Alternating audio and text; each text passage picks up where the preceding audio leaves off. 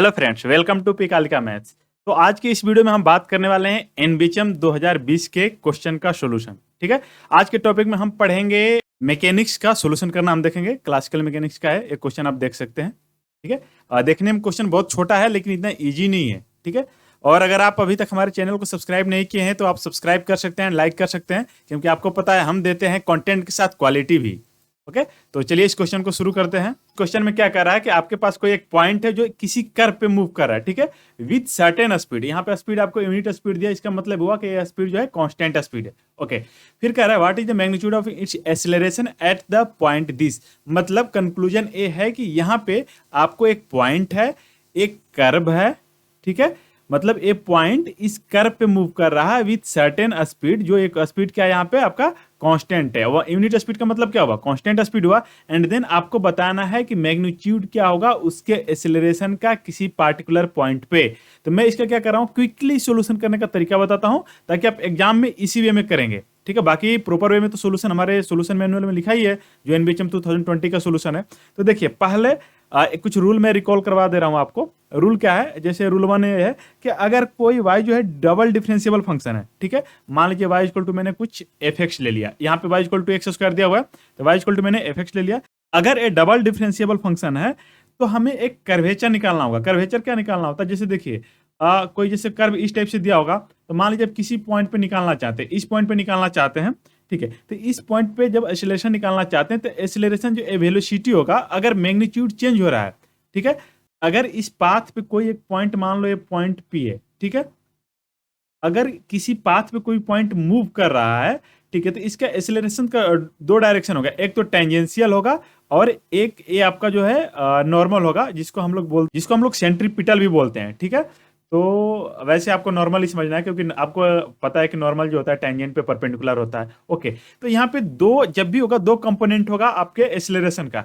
अच्छा, एक चीज देखिए, जब वेलोसिटी आपका ये वेलोसिटी आपको पता है कि डायरेक्शन के साथ होता है, तो वेलोसिटी जब ये आपका कांस्टेंट स्पीड के साथ मूव करेगा तो इस केस में वेलोसिटी का मैग्नीट्यूड चेंज नहीं होगा, मतलब एवरी पॉइंट पे आपका मैग्नीट्यूड सेम रहेगा। तो उस केस में आपका जब एक्सेलरेशन निकालेंगे तो टेंजेंशियल एक्सेलरेशन 0 हो जाएगा। ठीक है, तो पहले हम देख लेते हैं एक कर्वेचर का हमें जरूरत पड़ेगा फॉर्मूला में। तो कर्वेचर कैसे निकालते हैं, तो कर्वेचर होता है c इक्वल टू ए, जो y है डबल डिफरेंशिएबल फंक्शन है, तो y डबल डैश का मैग्नीट्यूड अपॉन में 1 प्लस वाई डैश का square to the power 3/2। Clear, ये एक चीज हो गया। ओके, अब नेक्स्ट हम आते हैं कि रूल 2 हमारा क्या है। ओके, रूल 2 देख लेते हैं, इसका हमारे कैलकुलेशन में काम पड़ेगा और कुछ नहीं है।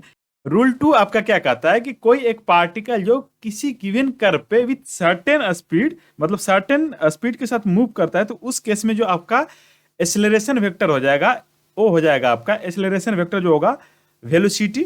ठीक है, जो टेंजेंशियल डायरेक्शन में होगा, टेंजेंशियल यूनिट वेक्टर प्लस आपका होगा velocity in direction of normal, और इसका होल स्क्वायर इनटू नॉर्मल का normal unit vector times curvature. ठीक है, radius of curvature. Radius of curvature क्या है, ये वाला चीज जो अभी हमने कैलकुलेट किया था। बाकी आपको याद हो तो थोड़ा सा एक रिकॉल करवा दें, जो रेडियस आप निकालते थे ना सर्कल में, वो क्या होता है 1/c, दैट इज 1 अपॉन में radius of curvature equal to होता है रेडियस।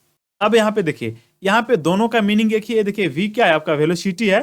ठीक है, वेलोसिटी का ए डॉट का मतलब डेरिवेटिव, मतलब हम फिर से डेरिवेटिव कर रहे हैं, उसी तरह वेलोसिटी का स्क्वायर कर रहे हैं। ओके, तो एक कंपोनेंट है। अब हमारे केस में देखिए वेलोसिटी क्या दिया हुआ है, मैं यहाँ पे नोट कर दे रहा हूँ। वेलोसिटी आपको दिया है 1, वेलोसिटी आपको दिया हुआ है यहाँ पे यूनिट स्पीड, मतलब a1 हो गया। ठीक है, और यूनिट स्पीड मतलब 1 होते ही क्या हो गया, ए हो गया आपका कांस्टेंट। ठीक है, तो कांस्टेंट हो गया, तो इसको अच्छा देखिए, इसको दूसरे टर्म में हम कैसे लिखेंगे। ठीक है, एक तो ये तो आपका टेंजेंशियल डायरेक्शन वाला हो गया और ये नॉर्मल डायरेक्शन वाला हो गया। तो इसको दूसरे तरह से आप ऐसे भी समझ सकते हैं कि acceleration in tangential direction and acceleration in normal direction. तो टेंजेंशियल डायरेक्शन में तो जब स्पीड आपका कांस्टेंट है तो मैग्नीट्यूड उस केस में फिक्स रहता है, मतलब मैग्नीट्यूड चेंज नहीं होता। तो टेंजेंशियल डायरेक्शन में एक्सेलरेशन आपका क्या हो जाता है, 0 हो जाता है। तो उस रिजल्ट से हो जाएगा आपका 0 प्लस। अब आपको नॉर्मल डायरेक्शन में तो यहाँ वेलोसिटी कितना दिया हुआ आपका, वेलोसिटी 1 दिया हुआ है। ठीक है, वेलोसिटी 1 दिया है तो 1 का whole square into normal unit vector into curvature. Okay, तो कर्वेचर अब यहाँ पे सब वैल्यू पुट कर दीजिए, जो भी दिया हुआ है आपको, 0 प्लस 1 का स्क्वायर 1 हो जाएगा into normal unit vector into curvature क्या था आपका y double dash, okay y आपका क्या था एक्स स्क्वायर था, तो y डबल डैश क्या हो जाएगा, y डैश हो जाएगा आपका 2x and y double dash हो जाएगा आपका ये हो जाएगा 2।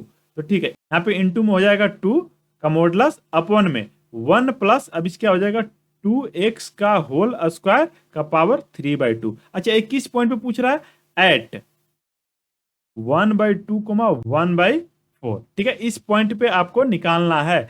ठीक है, तो आप x की जगह 1/2 रख दीजिए, ओके, जीरो है तो इसका काम खत्म, ये हो गया आपका नॉर्मल यूनिट वेक्टर एंड ये 2 का मॉडुलस 2 ही हो जाएगा। और नीचे देखिए x की जगह 1/2 रखेंगे तो 2 से 2 कैंसिल आउट, तो ये हो जाएगा 1, 1 का स्क्वायर 1, 1 प्लस 1 दैट इज 2 के पावर 3/2 इक्वल टू हो जाएगा a normal unit vector into 2 के पावर 1 माइनस 3/2 दैट इज ये हो जाएगा 1/√2 नॉर्मल यूनिट वेक्टर। ओके, अब हमें पूछ रहा है कि एक्सेलरेशन का मैग्नीट्यूड क्या होगा। देखिए यहाँ पे क्वेश्चन में फिर से एक बार आप लोग देखिए, what is the magnitude of its acceleration at this point. ठीक है, तो बस जो हम कैलकुलेट कर रहे हैं वही आपको कैलकुलेट कर देना है। ठीक है, तो यहां से अब इसका मैग्नीट्यूड निकाल लेना है। ये हमारा क्या निकला था, एक्सेलरेशन। ठीक है, एक्सेलरेशन था कहां पे, इस गिवन पॉइंट पे, जो पॉइंट मैंने यहाँ पे नोट किया था। तो इसका मैग्नीट्यूड क्या हो जाएगा, मैग्नीट्यूड हो जाएगा 1/√2 ए नॉर्मल यूनिट वेक्टर, और नॉर्मल यूनिट वेक्टर का मैग्नीट्यूड 1 होता है, तो 1/√2 ये हो जाएगा आपका करेक्ट आंसर, और यही आपका आंसर है। इसमें ज्यादा कंफ्यूज नहीं होना है। अच्छा, आपको साथ में मैं होमवर्क भी दे दे रहा हूं कि देखिए यहाँ पे तो क्या था कि हमने दिया था कांस्टेंट स्पीड, यहाँ पे कुछ भी यूनिट दे दिया ना, ये आपको समझने वाली बात थी कि यहाँ पे क्वेश्चन में जब लिख दिया कि यूनिट स्पीड है, इसका मतलब एक क्लियर बात हो गया कि स्पीड कांस्टेंट है। बट ये भी तो दे सकता है वेरिएबल कुछ दे दे, तो मान लो कि वेरिएबल के केस में क्या दे देगा, कुछ न कुछ यहाँ पे देगा। यहाँ पे मान लो दे दे विद स्पीड t² या t या समथिंग कुछ दे देगा, तो फिर वहां पे ए पॉइंट नहीं देगा, वहां पे कुछ ऐसे टाइम पूछेगा कि एट t इक्वल टू 1/2 क्या होगा, मतलब हाफ सेकंड में क्या होगा, हाफ आवर में क्या होगा, कुछ ना कुछ इस टाइप का इन्फॉर्मेशन दिया रहेगा। तो आप क्या करिए कि इसके जगह यूनिट स्पीड की जगह कुछ वेरिएबल ले लीजिए, v इक्वल टू मान लीजिए कि आपका with speed v equal to t², और जो मैंने फॉर्मूला बताया उसमें रख के एक बार सोल्व करिए और देखिए आपका क्या आंसर आता है। ठीक है, तो इस तरह क्या होगा, आपका रिवीजन भी हो जाएगा। आई होप ये चीज आपको समझ में आ गया होगा। Thank you.